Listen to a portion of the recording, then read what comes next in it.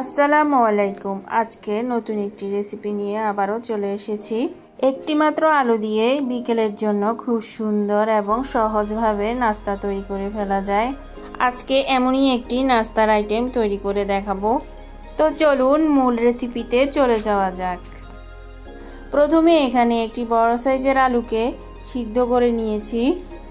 এখন এই আলুগুলোকে ভালোভাবে একটি কাঁটা চামচ দিয়ে ম্যাশ করে নিচ্ছি। আপনারা চাইলে হাত দিয়েও ম্যাশ করে নিতে পারেন।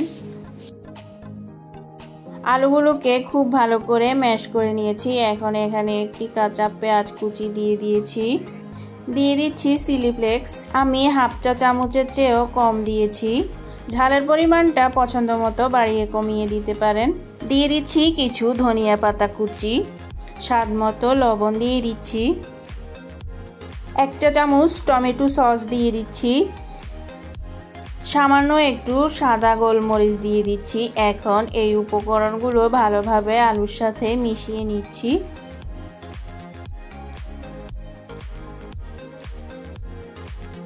তো এই তো পুর রেডি হয়ে গিয়েছে।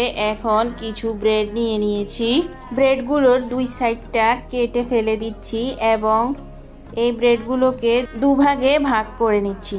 নাস্তাগুলো বানানো খুবই সহজ, তাই ঝামেলাহীনভাবে নাস্তাগুলো তৈরি করে ফেলা যায়। এখন আলুর পুরগুলো ব্রেডের উপরে দিয়ে দিচ্ছি। এভাবে ব্রেডের উপরে আলুগুলো দিয়ে সেট করে নিতে হবে। তো আমি এভাবে প্রত্যেকটি নাস্তা তৈরি করে নিচ্ছি। আসলে নাস্তাগুলো বানানো এত সহজ যে দেখলে যে কেউ বানিয়ে নিতে পারবেন অতি সহজেই। তো দেখুন আমার সবগুলো নাস্তা বানানো হয়ে গিয়েছে। এখন দুইটি ডিমকে ফেটিয়ে নিচ্ছি নাস্তাগুলোকে ব্রেড ক্রামে কোট করার জন্য। তো এই তো আমি এক এক করে ব্রেড ক্রামে গড়িয়ে নিচ্ছি নাস্তাগুলো। প্রথমে ফেটিয়ে রাখা ডিমের মধ্যে ভিজিয়ে তারপর ব্রেড ক্রামে গড়িয়ে নিচ্ছি। এটা তো সবাই পারেন, তারপরও বলে দিচ্ছি যারা নতুন গৃহিণী আছেন বা ব্যাচেলর ভাই বোনেরা আছেন, খেতে মন চাইলে খুবই সহজে এভাবে তৈরি করে নিতে পারেন।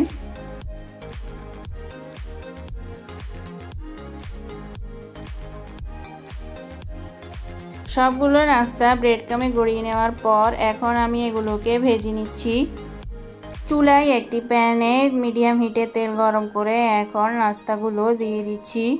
তেলটাকে অতিরিক্ত গরম করতে যাবেন না, তাতে করে নাস্তাগুলো দেওয়ার সাথে সাথে এগুলো পুড়ে যাবে, তা খেতে একদমই ভালো লাগবে না। নাস্তাগুলোকে উল্টে পাল্টে 5 মিনিটের মতো ভেজে উঠিয়ে নিচ্ছি, তবে আগুন মিডিয়াম হিটে রাখবেন।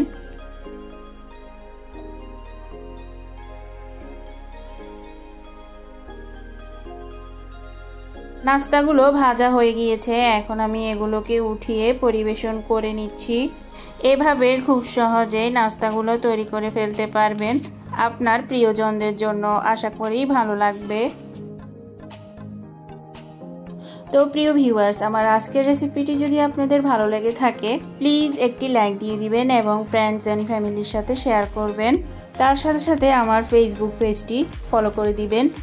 আমি ডেসক্রিপশন বক্সে লিঙ্কটা দিয়ে দিব। আজকের মতো এখানেই বিদায় নিয়ে নিচ্ছি। আল্লাহ হাফেজ।